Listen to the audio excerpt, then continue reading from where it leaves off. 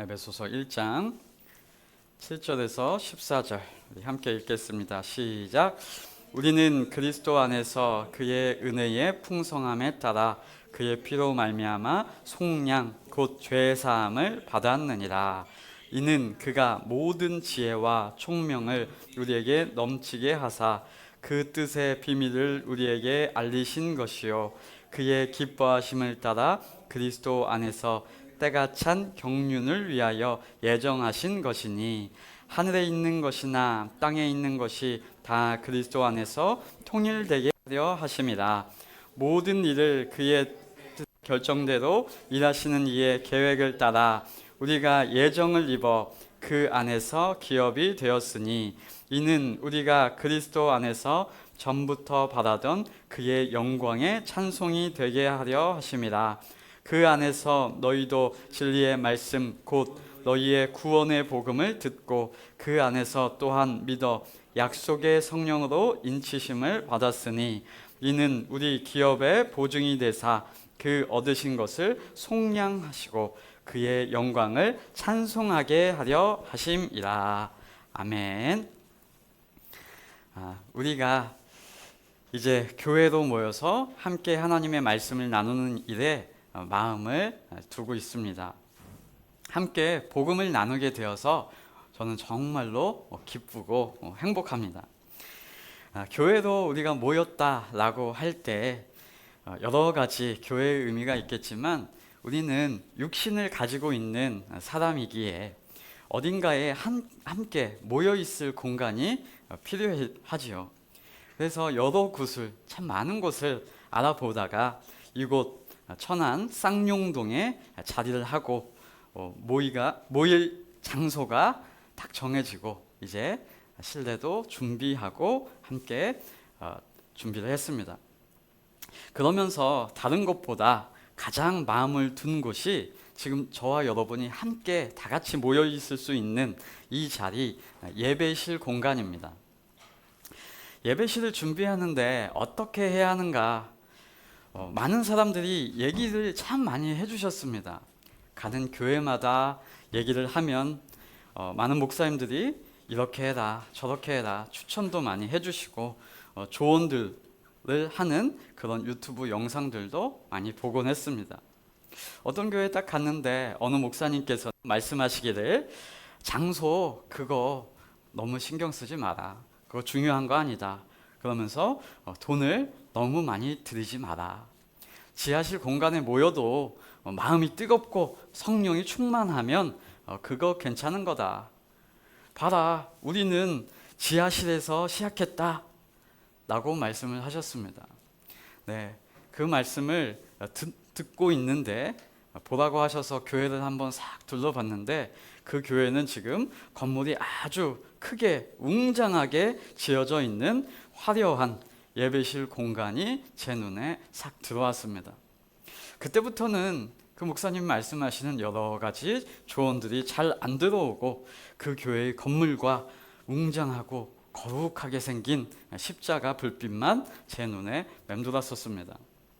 네, 저는 그 목사님 말씀이 맞다고 동의합니다. 장소가 중요한 것이 아니라 어느 곳에 모이든지 어떤 환경이든지 그 성도들의 심령 가운데 운행하시는 성령이 임재하시는 것, 그것이 중요하다는 거 맞습니다. 그래서 우리가 지하실 공간도 찾아봤고 다른 여러 공간도 찾아봤죠. 그런데 이것이 맞는 것인가 하는 생각도 들었던 것 중에 한 가지입니다. 그러던 중에 또 어떤 교회를 찾아가게 되었습니다. 그곳에서 목사님께 제가 개척을 하려고 한다라고 하니까 여러 가지 조언을 해주셨습니다. 이전에 말씀하셨던 목사님과는 아주 정반대되는 얘기를 해주셨어요. 요즘 사람들은 시각적인 것에 굉장히 민감해서 보이는 게 참 중요하다. 그래서 다른 것은 몰라도 예배실 공간의 인테리어를 아주 세련되게 멋지게 해야지 사람들이 한 번이라도 와보고 싶고 앉아있고 싶고 그 자리에 또 가고 싶은 법이다. 갔을 때 딱 사진을 찍고 싶어야 된다 라고 말씀을 해 주셨습니다. 네, 예배실에 들어갔는데 로비에서부터 아주 이쁘게 색감이 세련되고 마감 처리도 가까이서 봐도 아주 아름답고 훌륭했습니다. 하마터면 저도 등록할 뻔했어요. 네, 그 목사님의 말씀도 맞습니다. 우리는 눈이 달렸잖아요. 그래서 장소가 주는 이 든든함과 안정감, 그거 무시할 수 없는 겁니다. 그래서요, 목사님께 물어봤죠. 그래서 이렇게 하려면 돈이 얼마나 듭니까? 라고 하니까 목사님 입에서 억소리가 나오는 순간 저는 생각이 멍해졌습니다. 네, 실제로요, 교회 인테리어, 개척교회 인테리어에 들어가는 비용이 평균 9천만 원에서 1억이 든다고 합니다. 그 돈으로 교회 인테리어를 한다고 하니 참으로 아쉬운 마음도 들게 되는 이야기였습니다. 그럼 우리 교회는 어떻게 준비를 할까? 예배실을 준비할 때 어떤 것에 마음을 두었는가 하면 저는 교회 본질에 집중했으면 좋겠다, 이런 생각을 많이 나눈 적이 있습니다. 그래서 딱 나타난 공간이 한번 둘러보세요. 이 공간입니다. 책상을 아주 넓게, 책을 펼 수 있게 넓게 드리고, 의자를 개별적으로 옆 사람에게 간섭받지 않게 개별적으로 놓고, 강단을 놓고 또 판서를 할 수 있게 뒤에 글씨 쓸 수 있는 칠판을 놓고, 이것을 처음 딱 구성을 하고 여러분들에게 사진으로 딱 찍어서 보여드리는 순간 많은 분들이 생각하고 이야기하셨을 겁니다. 이거 뭐 같다? 학원 같다. 네, 그 말을 듣는 순간 저는 정말 좋다, 아주 교회의 본질, 교회의 취지와 딱 맞다라고 생각이 들었습니다. 네, 여러분이 정말 잘 느끼신 겁니다. 여러분, 왜 그러냐면요, 우리가 쓰는 이 교회라는 단어가 한자어인데요, 주보에 보시면 한자를 써놨어요. 그게 교회예요. 한자 아실 겁니다. 가르칠 교, 모일 회입니다. 교회라는 이 단어를 한글로 번역했는데 그 한자어 단어가 가르칠 교회, 모일 회예요. 쉽게 생각해 보면 무슨 뜻이에요? 가르치는 모임입니다. 그럼 성도들이 모이는 것을 구상할 때 잘 가르치고 반대로 또 잘 배울 수 있는 모임이 가능한 그런 공간으로 구성을 해야 한다. 그러면 딱 뭐가 생각이 나요? 잘 가르쳐주는 학원 같은 모양이 나타나는 겁니다. 학원은요, 세상의 여러 학문들, 국어, 영어, 수학 여러 학문들을 가르치는 곳이지만 교회도 가르치는 곳입니다. 교회는 뭘 가르칠까요? 성경 말씀, 하나님의 원리를 가르칩니다. 저와 여러분은 함께 하나님의 말씀을 배우고 가르치며 세상에서 배울 수 없는 하나님의 원리를 함께 배우는 이 자리에 와 있습니다. 마태복음 우리 끝절 말씀에도 이렇게 나오잖아요. 마태복음 28장 20절에 내가 너희에게 말한 모든 것을 지키도록 가르쳐라. 보아라, 내가 너희와 세상 끝날까지 함께 있겠다라고 하십니다. 하나님께서 말씀하신 모든 것 성경 말씀이고요, 그것을 우리는 함께 배우고 가르치며 주님 안에서 성숙해 갈 것입니다. 그 자리에 주님께서 함께 하신다고 하셨고 그것이 주님이 우리에게 주신 뜻인 줄 믿습니다. 오늘 말씀에도 보면 아주 고마운 말씀이 있습니다.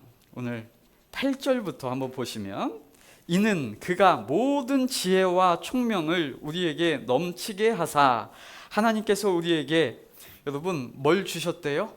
모든 지혜와 총명을 주셨대요. 그것도 아주 넘치도록 주셨다라고 말합니다. 우리는 이미 받은 바가 있어요. 한 절 앞에 가면 7절에서 뭐예요? 속량, 다른 말로 죄 사함을 받았다라고 합니다. 이 죄라는 것의 의미를 한번 설명을 해보면, 이 죄라는 것을 어떤 죄 짓는 행동이라고 볼 것만이 아니고요. 죄는 어떠한 세력을 가르칩니다. 사탄의 세력, 사탄의 권세라고 생각하면 더 이해가 쉽습니다. 그러니까 죄라고 하는 대문자 S, 신 이렇게 얘기할 때 그 세력 안에 있기 때문에 사람 가운데 죄의 결과가 여러 가지로 나타나는 거예요. 죄의 열매가 많이 있죠. 악독함, 분냄, 시기, 질투 여러 가지 그런 것들이 나타나는 겁니다.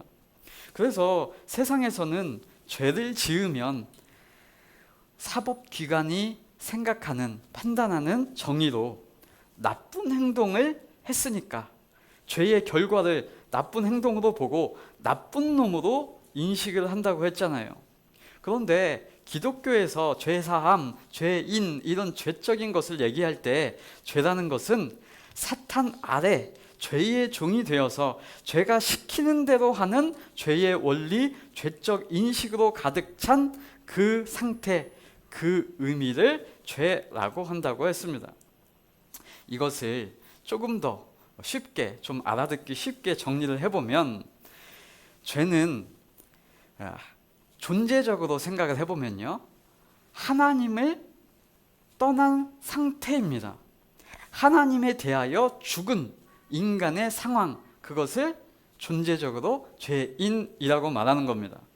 그러니까 그 존재가 된 인간에 대한 내용이 뭘까요? 하나님에 대해서 죽었고 하나님에 대해서 떠났으니까, 하나님과 관계없는 자 됐으니까 그 내용적으로 딱 살펴보면 하나님을 모르고 있는 자가 되는 겁니다. 그래서 하나님에 대해서 죽었고 하나님에 대해서 모르는 그런 상태, 죄인을 이제 하나님, 은혜가 풍성하신 이 하나님의 입장에서 딱 봤을 때 어떨까요? 이 죄인된 인간이 괘씸할까요? 불쌍할까요? 자, 한번 우리가 쉬운 예로 생각을 해보는 겁니다. 자, 아기가 엄마에게 속해 있어야 됐는데 그게 정상적이고 그게 좋은 것이고 그게 아주 평안한 것인데 무슨 연유에선가 아기가 엄마로부터 분리됐습니다. 그래서 엄마를 알지 못하게 되었고 세상 길가에서 길을 잃어가고 있습니다. 그러면 제3자가 볼 때는 이렇게 생각할 수 있죠. 아이고, 무슨 엄마를 애기가 잘 따라다녀야지, 쟤는 가정에서 뭘 배운 거야. 잘 따라다니라니까. 아이고, 저 엄마는 뭐 하는 거야 하고 비난하는 마음이 들 수 있습니다. 그런데 그 길을 잃은 아이를 볼 때 엄마의 마음은 어떨까요?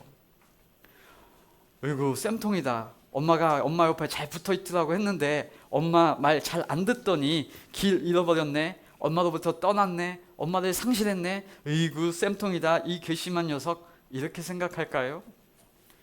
그런 사람은 엄마가 아니에요. 그렇게 생각이 될 거라고 생각하는 분은 이루다 교회에 오셔서 하나님의 원리와 마음을 배우시면 됩니다. 쌤통이 아니라 불쌍한 겁니다. 아가는 엄마와 함께 있으면서 그 엄마로부터 오는 모든 선한 것을 받기를 엄마는 원하며 배우고 화평 가운데 누리며 살아가야 하는데 그것이 이미 확보되어 있던 것을 그 아이가 잃은 것인데, 그것이 끊긴 것인데, 그래서 악의 세력에 허덕이고 있는데, 그럼 엄마는 너무나 안타깝고 짠하고 불쌍하고 마음이 아픈 겁니다. 죄인된 인간도 그런 마음이 있는데 오늘 7절에 은혜가 풍성하신 하나님의 마음은 어떠시겠냐고요. 절절 끓죠.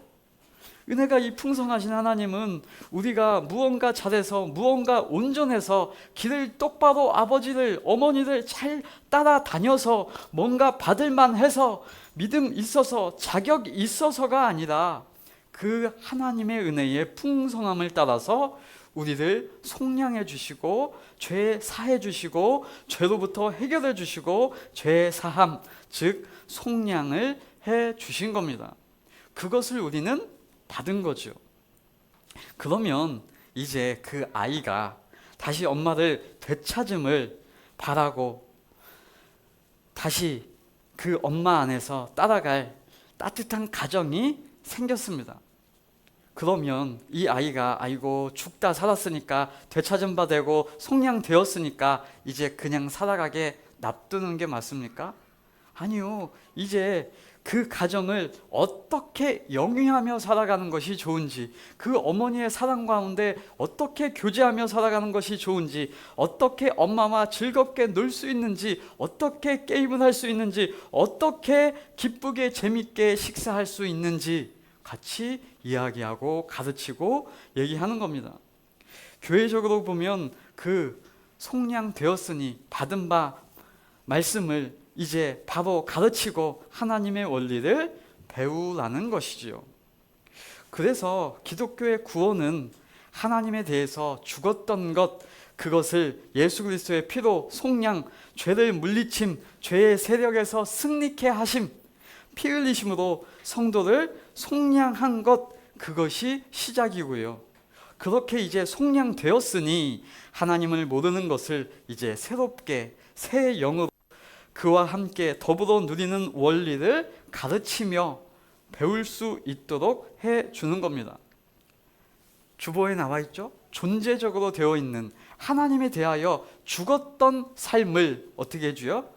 예수 그리스도의 피 흘림의 은혜로 속량, 하나님의 자녀로 만들어주시는 속량을 해주시고, 그 다음에 하나님께서 성경 말씀을 통해서 지속적으로 계속해서 말씀하시는 하나님을 모르는 원리를 깨우치시는 하나님의 계시로 두 가지로 인간을 구원해 주시는 겁니다.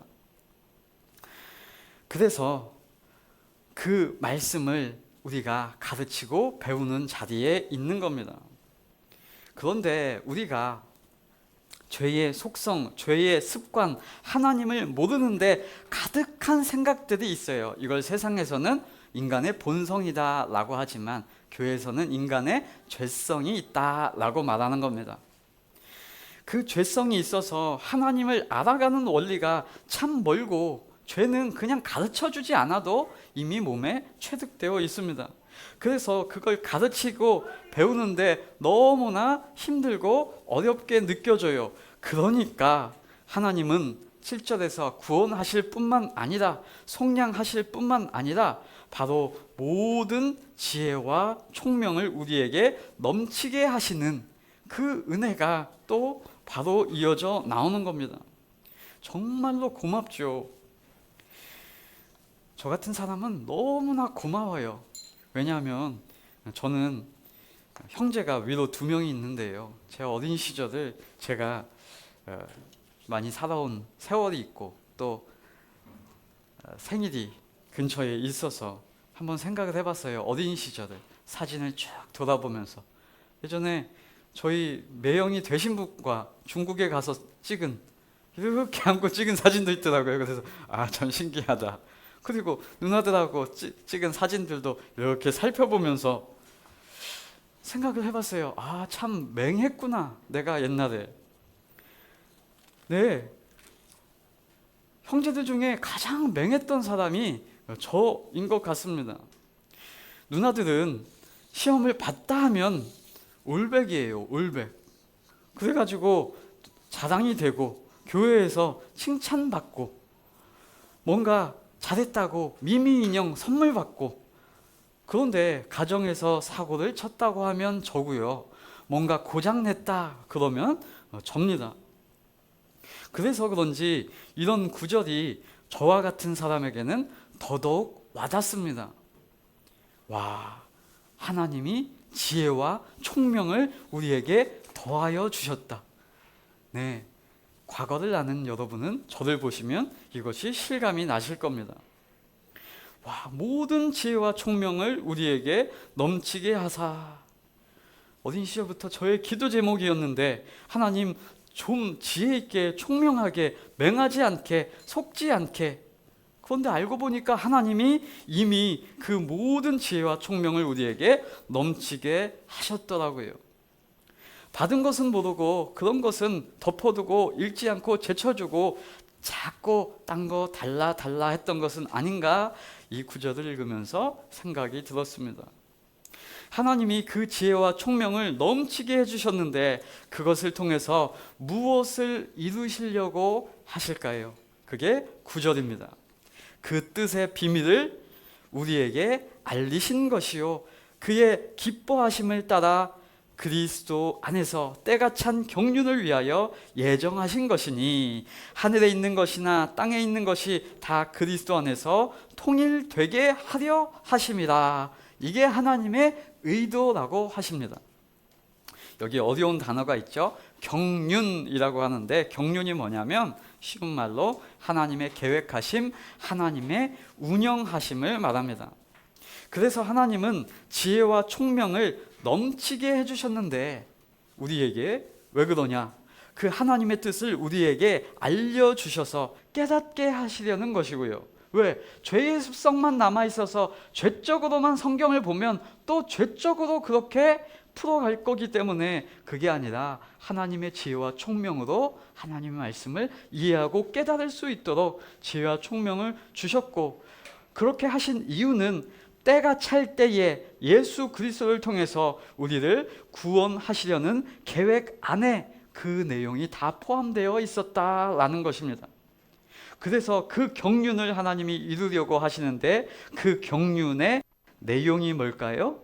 그게 10절 하늘에 있는 것이나 땅에 있는 것이 다 그리스도 안에서 통일되게 하려 하심이다 라고 하는 겁니다.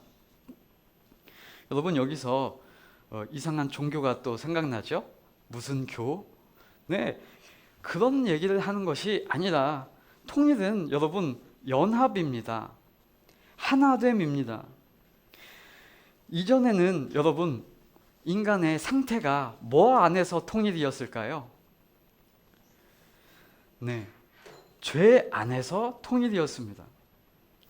유대인들 중에 이런 뭔가 행동을 할 때 이런 원리가 하나 있답니다.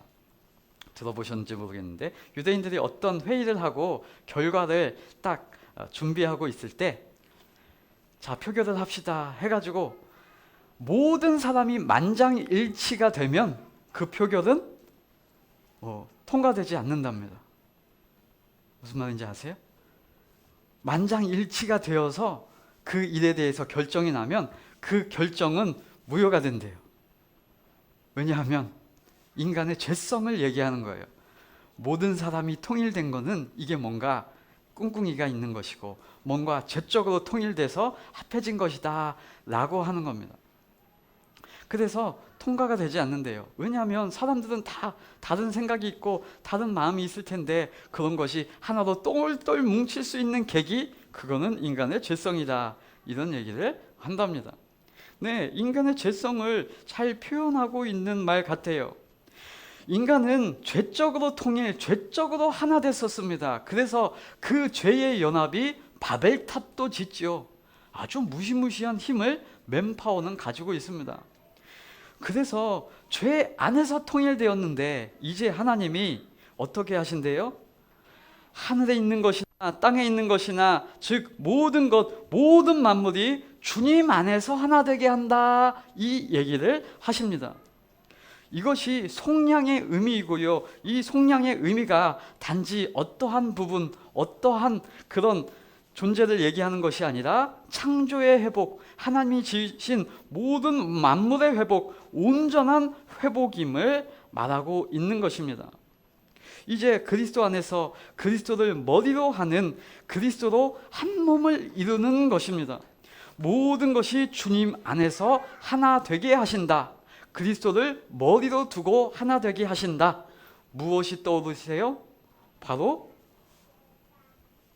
앞으로 살펴볼 22절, 23절에 제가 주보에다 기록해 드렸는데요. 22절, 23절에 나옵니다. 뭘 얘기하시는 걸까요? 바로 교회를 말하는 겁니다. 주님 안에서 하나 되게 하심, 통일되게 하심, 바로 뭘 얘기할까요? 교회를 말하는 것입니다. 그거는 그때 살펴볼 것이고요. 그리고 이제 11절 모든 일을 그의 뜻의 결정대로 일하시는 이의 계획을 따라 우리가 예정을 입어 그 안에서 기업이 되었으니 이는 우리가 그리스도 안에서 전부터 바라던 그의 영광의 찬송이 되게 하려 하심이라입니다. 우리가 그 하나님의 계획대로, 그 결정하신 대로 예정이 되어서 그 기업이 되었어요. 이 기업이 되었다라고 하는 말이 뭐냐 하면, 세 번역으로 제가 한번 읽어드려 보면, 하나님은 그리스도 안에서 우리를 상속자로 삼으셨습니다. 이것은 모든 것을 자기의 원하시는 뜻대로 행하시는 분의 계획에 따라 미리 정해진 일입니다 라고 나옵니다. 그리고 각주가 하나 달려서 우리는 상속을 받았습니다 라고 나오죠. 네, 그래서 이 기업의 의미는 하나님이 우리를 상속자로 삼아주셨다 라고 하는 의미입니다.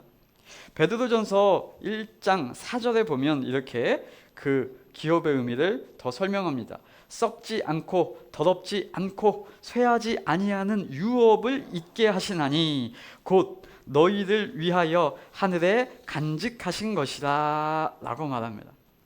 기업을 받았다는 것은 그 어떠한 것을 상속받았다는 것이고요, 상속자가 되었다는 것입니다.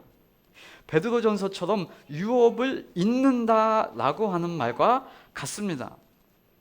하나님께 속한 자가 되었으니 이제 하나님의 나라의 모든 풍성함, 하나님 아버지의 자녀 되었으니 그 열매와 복락들을 풍성히 누리며 살아갈 수 있는 존재가 되게 하셨다라는 겁니다.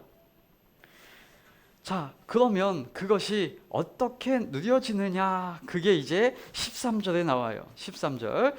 그 안에서 너희도 진리의 말씀 곧 너희의 구원의 복음을 듣고 그 안에서 또한 믿어 약속의 성령으로 인치심을 받았으니 라고 나옵니다.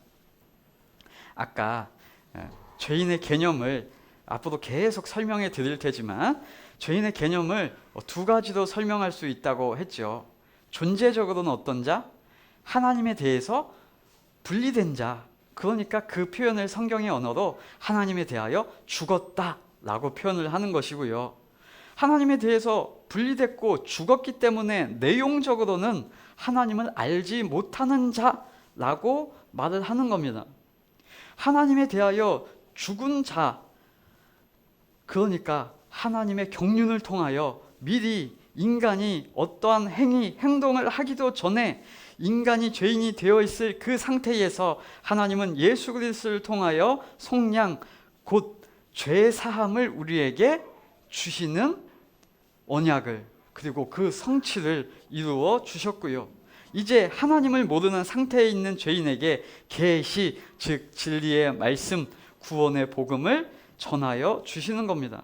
그러니까 이제 어떻게 되는 거예요? 성도는 그 존재가 새로운 피조물이 되었고 그 안에서 내용이 새롭게 되어서 새 영을 받아서 온전한 구원을 이루게 하시는 것이죠. 그 진리의 말씀과 구원의 복음을 우리는 뭐 했다라고 말합니까? 우리 입장에서 표현할 때 들었고요, 그것을 다른 말로 믿었고요, 그것을 다른 말로 우리는 인정했고요. 아, 그렇구나 하였다는 겁니다. 내가 하지 않았음에도 불구하고 결과가 있음을 알았고 하나님께서 이렇게 모든 것을 예비해 주시고 깨닫게 하시는 지혜와 총명까지 우리에게 더하여 주심을 알았고 이제 뭐까지 해주시는지 아십니까? 하나님께 속한 자임을 성령으로 인치심까지 해주셨다는 거예요. 그래서 누릴 수 있는 겁니다. 자, 이거는 2중, 3중에 도장에 카피에 계약서 사인에 복사까지 확증에 확증을 더해 주시는 거예요. 그러니까 우리가 이런 확증의 말씀, 인치심의 말씀까지 들었으니까 발 뻗고 잘 수 있는 겁니다. 그러니까 하나님의 복음을 흔들리지 않고 누리며 살아갈 수 있는 겁니다. 이 확증이 있으니까 성경 우리가 구약을 읽고 신약을 읽으면서 뭔가 뜨끔한 말씀이 있을 때에도 뭔가 무서운 것 같은, 마치 심판을 하는 것 같은, 저주를 하는 것 같은, 심지어 그런 말씀이 있을지라도 우리는 흔들리지 않고 두려워하지 않고 주님 안에서 굳건하게 주님을 받아볼 수 있는 겁니다. 이걸 자꾸 뭔가 흔들거나 뭔가 니네가 잘하나 못하나 봐서 해준다 이게 아니라 지금 에베소서 1장인데 이미 확증하고 이미 성령으로 인치심을 받았다라고 하고 시작하는 겁니다. 줄 듯 안 줄 듯 희망 고문을 하면 사람이 불안해서 못 살아요. 그럼 늘 잘 보여야만 할 것 같고 늘 의식적으로 가식적으로 살아가는 거 그렇죠. 그런데 제가 아비된 입장에서 우리 자녀가 저에게 그렇게 행동하지 않기를 여러분도 바라시잖아요.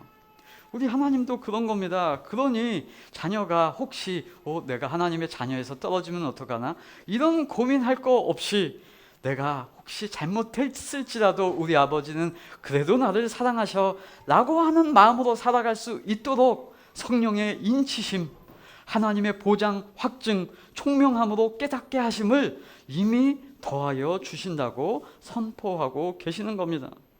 그게 없으면 불안의 연속, 힘듦의 연속, 하나님이 무섭고 하나님과 같이 밥 먹기 싫고 하나님 안에서 평안하지 않고 늘 두려울 수밖에 없는 거죠. 그걸 할 게 아니라 우리는 하나님의 평안 가운데 내가 혹시 잘못 행할지라도 내가 혹시 잘못된 길로 갈지라도 그래도 하나님은 나를 여전히 사랑하시고 여전히 인도하시고 여전히 사랑으로 은혜로 품어주시는 분이셔. 그것을 기억하시기 바랍니다. 이렇게 말하면 그러면 방종하면 어때요? 여러분 우리는 그 방종의 시기가 다 있으시면서 컸어요. 사춘기 안 지나오신 분 계십니까? 저는 사춘기 때 아주 바보 같은 생각들을 많이 했던 것 같아요. 지금 생각해 보면. 그런데 그거를 우리 가정에서는 잘 견뎌 주었고 잘 보살펴 주었고 잘 함께 가족의 해체를 경험하지 않는 그 시기를 든든하게 지켜 주었습니다. 그래서 성숙해 간 것 같습니다. 하나님도 우리에게 그렇게 해주신다는 거니 준다니까요. 우리 죄적인 죄인의 인식도 그러한데 우리 하나님이 우리가 잘못한다고 내치시겠습니까? 결단코 그럴 수 없느니라. 그리스도 안에서 연합된 우리는 세상의 칼이나 기근이나 적신이나 위협이나 세상 어떤 것이라도 하나님의 사랑 안에서 끊을 수 없습니다. 하나님이 그렇게 우리를 보증해 주셨습니다. 여러분 여기서 인친다는 말이 얼마나 센 의미인지 옛날에 인친다는 말을 이제 왕이 뭔가 직인을 내릴 때 직인이라고 하나요? 뭔가 조서를 내릴 때 봉투에다가 이제 쓰곤 하잖아요. 두루마리 이렇게 말아서 하거나 그때 딱 봉을 한 다음에 어떻게 해줘요? 왕의 도장, 옥새를 그 뜨끈한 인주 촌농 같은 그것을 딱 해놓고 도장을 찍습니다. 그러면 그건 까면 안 돼요. 봉인되었고 바꿀 수 없고 확증되었고 누구 열면은 그 사람은 이제 끝나는 거예요. 그러니까 그것을 그 사람에게 내려준 사람에게 딱 갖다 주어서 그 확증된 사람을 왕이 내린 조서를 받아 가지고 있는 사람임을 확증해 주는 그것이 인친다라고 하는 거예요. 요즘 말로 세번역으로 이런 표현들을 보면 하나님이 보증해 주신다라고 하는 겁니다. 보증. 여러분 보증은 아무나 들어주면 안 된다고 하죠. 보증 잘못 들었다가 인생이 정말 힘들어진 사람들 여러분 뉴스에서도 많이 봤을 겁니다. 보증은 아무나 해주면 안 되는데 하나님은 아무나인 우리에게 아무나인 저 같은 자에게 아무나인 우리 모든 자에게 보증을 해주시고 속량을 해주신대요. 구원해 주셨대요. 정말 고마운 거 아닙니까? 그러면 우리가 나타날 반응이 이제 나오죠. 그의 영광을 찬송하게 되는 것입니다. 여러분 보증을 안 받아봐서 모르는 거예요. 정말 힘든데 보증을 딱 해줬어. 누군가가 뭔가 이렇게 해줬어. 그러면 와 정말 고맙다고 선물을 갖다 주고 와 정말 감사하다고 기쁨을 표하는 거죠. 그래서 오늘 설교 제목이 그 영광을 찬송하려 하게 하심입니다. 하나님은 그냥 와가지고 야 나를 찬양해라 이렇게 하는 것이 아니라 이 앞에 있는 내용들을 계속해서 얘기하시고 말씀하시고 기쁘게 해 주시는 겁니다. 그래서 나타나게 되는 반응, 그 영광을 찬송하게 되는 것입니다. 그럼 우리는 감격할 수밖에 없는 것이죠. 와, 구원이 이런 거였어? 내가 그런 존재가 되었어? 내가 그런 은혜 받은 자가 되었어? 눈물이 나고 기쁨이 나오고 감사가 나오고 행복한 것입니다. 네, 정말로 기쁘고 좋은 것이고 평안이요 행복입니다. 이거를 제가 공동 번역으로 제가 한번 읽어드려 볼게요. 에베소서 1장 14절을 비교해 보면서 좀 더 와닿는 것 같아서 제가 이렇게 가져와 봤습니다. 에베소서 1장 14절입니다. 성령께서는 우리가 받을 상속을 보증해 주시고 하나님의 백성인 우리에게 완전한 자유를 누리게 하여 주십니다. 그러므로 우리는 하나님의 영광을 찬양할 수밖에 없습니다. 할렐루야. 마치 포장된 택배를 우리가 하나하나 열어보듯이 하나님의 말씀을 날마다 기대하시며 그 내용을 깊이 알아가며 복을 누리며 살아가는 저와 여러분의 삶이 되시기를 예수 그리스도 이름으로 축복합니다.